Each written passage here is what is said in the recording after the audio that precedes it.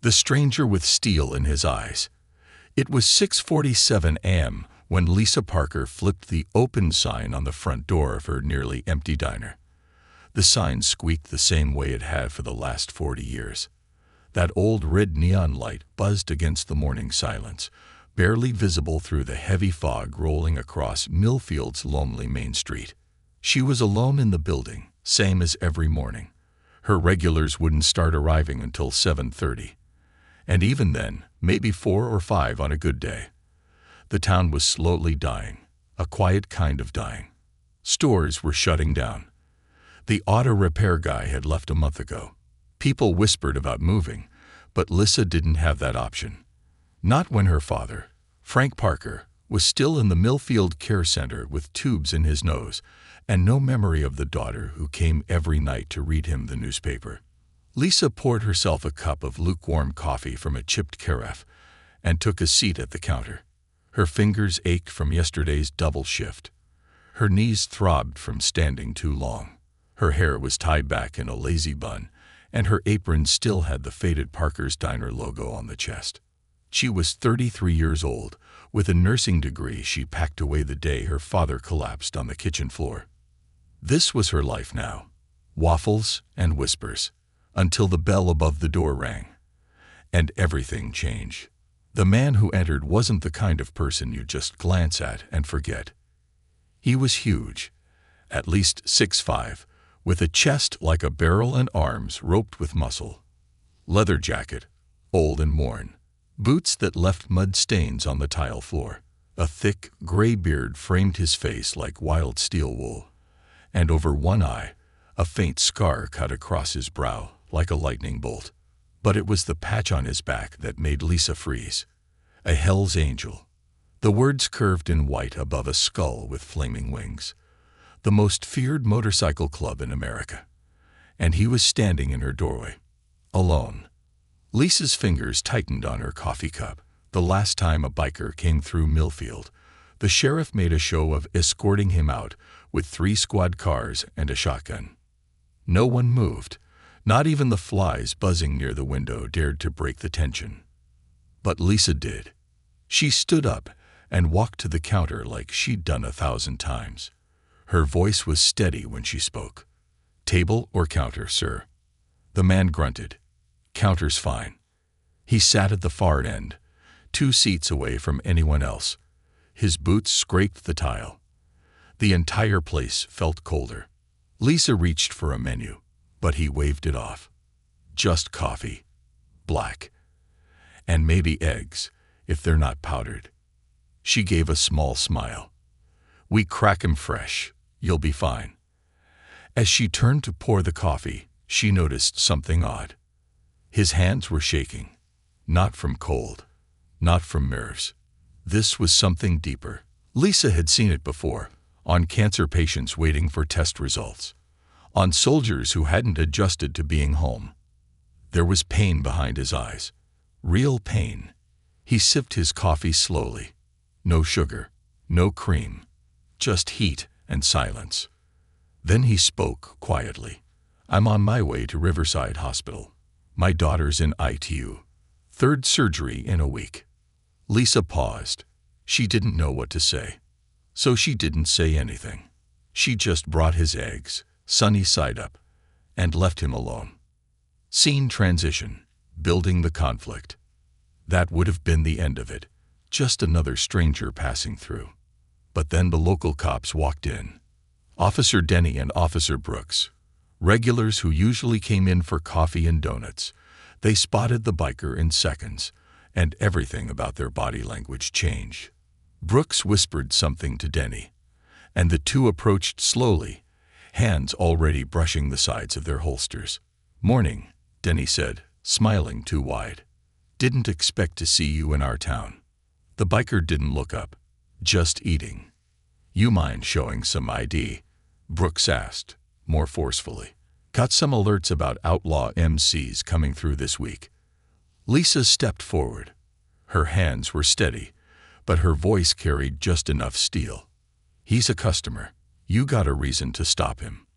The officers hesitated. Denny frowned. You sure you want to get involved in this, Lisa? She didn't flinch. I'm sure I want all my customers treated with respect, especially when they're eating quietly and not bothering anyone. Brooks leaned forward. You know who he rides with, don't you? I know he ordered eggs and coffee, Lisa said, crossing her arms. And I know you're turning my diner into a circus. The biker finally looked up. His voice was gravel and thunder. I've buried 3 brothers in the past 2 years, all to cancer. All gone before 60. I'm just trying to get to my daughter before she needs me. There was something in his voice that made even Denny take a step back. A father's voice, not a criminal's. Brooks scoffed. You people always got a sob story. That's when Lisa slammed the order ticket down. Enough. The diner went dead silent. You're done. Both of you, she said. Get out. Excuse me. Denny blinked in disbelief. You're not here for breakfast. You're here to harass someone who's done nothing wrong. And I won't allow it. Not in my father's diner. Lisa's voice didn't waver. Not once. Brooks looked ready to argue, but Denny put a hand on his arm. Let's go, he muttered. This isn't worth it. They left, throwing looks behind them like daggers. And when the bell jingled one more time, it sounded louder than ever. Emotional bridge. Ending part 1 strong. Lisa sat across from the biker after they were gone. Sorry about that, she said. He looked at her, expression unreadable. You didn't have to do that. I know. I'm Ray Mercer, he said quietly. Lisa Parker. Nice to meet you, Ray. He stood slowly, pulled out his wallet. Lisa shook her head. Breakfast is on me. Consider it thanks for reminding me what this place is supposed to stand for. Ray nodded once, said nothing more. But before he walked out the door, he looked back. My people, we protect our own. That means something where I come from. And then he was gone. Lisa went about her day. Quiet again. Empty seats. Judging eyes from a few locals who saw what happened. One customer didn't leave a tip. Another left a Bible verse on the receipt. She didn't care. But that night, someone taped a sign to her front window. No biker lovers in Millfield. Lisa ripped it down without a word. But in her chest, her heart was pounding. She didn't know what was coming next. But she had no idea what tomorrow would bring. Because tomorrow, 200 motorcycles would roar into town. The thunder that shook a small town. Lisa Parker stood behind the counter of her father's diner like she had every morning for the past 18 months. Only this time, something had changed. She didn't need to check her receipts to know business was down. She could feel it in the quiet. In the way people crossed the street instead of coming in how her regulars suddenly found other places to get their coffee. The sign someone had taped to her window last night still haunted her memory. No biker low VRs in Milfield. She had torn it down before sunrise, but the message stuck, not just on glass, but in the town's mood. The air felt different, cold, watchful. By 11 a.m., only one customer had walked in. A quiet man in a suit who ordered coffee, didn't touch it, and left 10 minutes later after glancing at her like she was contagious. Lisa stared out the window, her arms folded tightly across her apron. The silence of the diner crept into her bones. Her pride kept her upright, but inside, she was tired. Tired of being alone. Tired of carrying her father's legacy on her back. Tired of pretending that doing the right thing didn't come at a cost. She whispered to herself, I didn't do anything wrong. But in Millfield, being different was often enough. Just then, the bell jingled. Lisa turned, expecting to see Officer Brennan or some angry local. Instead, a stranger walked in. He was older, maybe mid-50s, wearing jeans, boots, and a blue t-shirt under a brown leather jacket. A small silver pin, barely noticeable, rested near his collar. A skull with wings. Behind him came a woman about the same age, with long gray hair tied in a braid and soft, serious eyes. Lisa Parker. the man asked. Lisa nodded, cautious. I'm Thomas Mercer, he said. This is my wife, Sarah. She blinked. Are you Ray's brother? Thomas said, stepping forward and shaking her hand. He told us what you did yesterday. Lisa managed a smile. How is he? He's still at the hospital, with Jessie, his daughter. She's not doing well, Thomas said, looking down. Stage 4. They started a trial treatment. Last hope, kind of thing. Lisa's heart dropped. I'm so sorry, she whispered. He said you treated him with kindness. Defended him when nobody else would. That meant a lot, Sarah added gently. Ray said you reminded him of Jessie. Lisa didn't know what to say. She wasn't used to being thanked. We wanted to repay that kindness, Thomas said. Not with money, but with something else. Lisa tilted her head. What do you mean? He smiled faintly. You'll see. Then came the sound. It started like a distant growl, then a steady rumble, then thunder. Lisa stepped outside and froze. Motorcycles. Dozens, maybe hundreds, coming from both ends of Main Street. People began emerging from storefronts. Barbers, florists, insurance clerks, mouths open in shock as a long line of bikers roared into town. Leather jackets, helmets, flags, Hell's Angels insignias mixed with other riding clubs, support groups, veterans. They filled the street, circled the block, and parked wherever they could. The noise shook the windows. The air tasted like engine smoke and adrenaline. Lisa turned to Thomas. How many? 217, last count, Sarah said with a wink. Lisa's jaw dropped. They came from 5 states, Thomas added. Ray made a call last night. Word spread. Before she could respond, the first riders began walking in. A large man with white hair and a gentle smile stepped forward and offered his hand. You must be Lisa, he said warmly. I'm Marcus, president of the Riverside chapter. Ray's one of ours. Lisa took his hand, still stunned. I don't think I have enough food. Marcus grinned. Already handled. Sarah called your suppliers early this morning. You've got 2 trucks pulling up in 10 minutes with everything you need. Don't worry about cost. We've got that covered. Lisa's voice cracked. I don't understand. Marcus leaned in. Ray told us everything. How you stood up when others stayed silent. That matters to us. You stood alone. Now you don't have to. And just like that, her diner was full. The counter, every booth, even the sidewalk outside. They came in waves, men and women, old and young, all wearing patches and tattoos, and the kind of toughness that life doesn't teach gently. But they were polite, respectful, grateful. Lisa moved like lightning behind the counter, pouring coffee, scrambling eggs, handing out plates. She called in Jenny and 2 high schoolers who used to wait tables part-time. They showed up stunned but ready to help. Within an hour, every table was full and the register overflowed with cash. And that's when the town began to shift. Locals wandered closer to the windows. Some hesitated. Some pointed. Others stepped inside, cautiously at first. Mrs. Henderson, retired librarian, took a seat at the counter next to a biker with face tattoos and ended up chatting about gardening.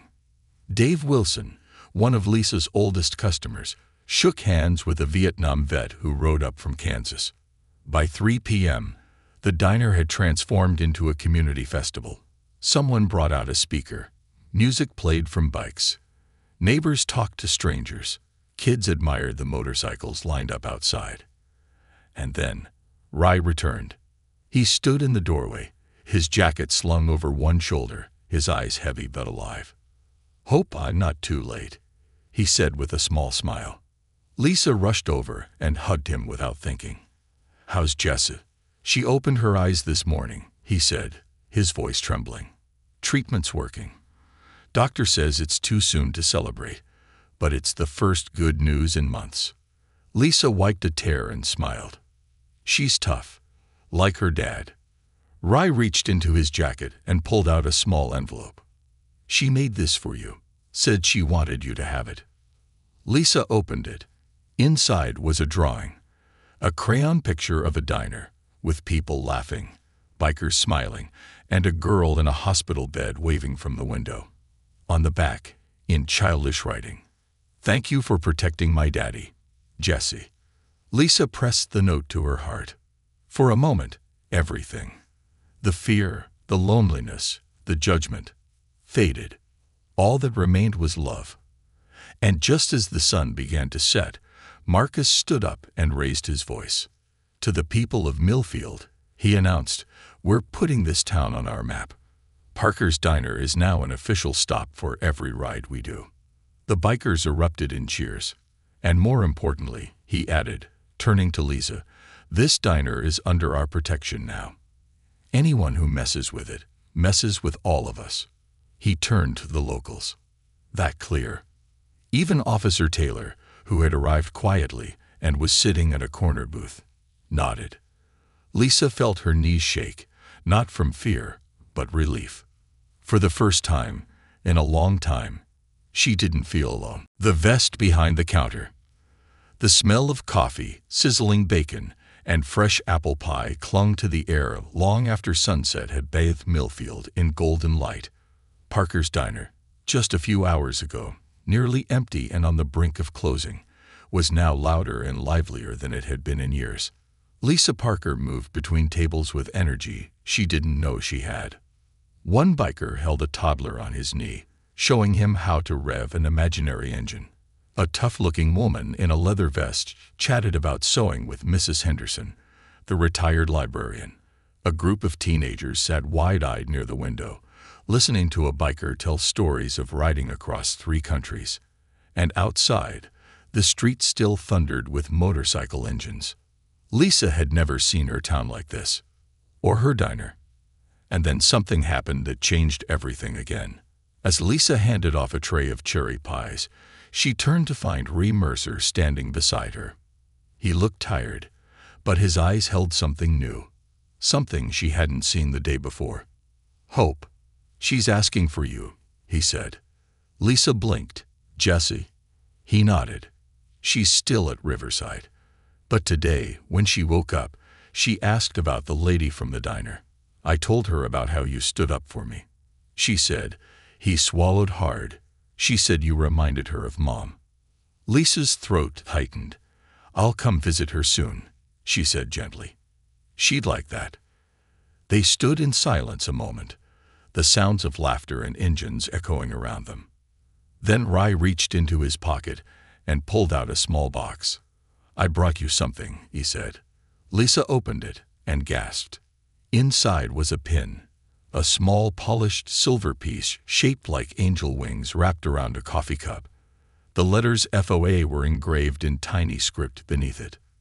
"Friends of the Angels." "It's beautiful," she said, overwhelmed. "It's more than a pin," Rai said softly. "It's a symbol. We give it to people who stand with us. People who protect, help, or defend our brothers and sisters when nobody else does." Lisa stared at it. "I didn't do anything special." Rai smiled. "That's what makes you different. You didn't do it for thanks or attention. You did it because it was right." She pinned it to her apron pocket, fingers trembling. "You wear that," Rai said, "and no biker from here to Nevada will ever treat you like a stranger again." Just then, Marcus, the Riverside chapter president, stood up and clanged a spoon against a glass. The diner fell quiet. "Before we all ride out," he said, "I have one last thing to say." Everyone turned their attention to him. Most towns see our jackets and call us criminals. Lisa saw a man who needed a meal, a father in pain. She treated him with respect. And when people came to take that from him, she stood up. He looked straight at Lisa. She didn't just serve coffee. She served courage. The bikers nodded. One by one, they clapped. Then more, until the entire diner burst into thunderous applause. Lisa stood frozen, heart thudding. And that's why, Marcus added, we made this for her. Two bikers stepped forward carrying a large flat box wrapped in brown paper. Lisa opened it carefully. Inside was a custom leather vest. Black, sleek, hand-stitched.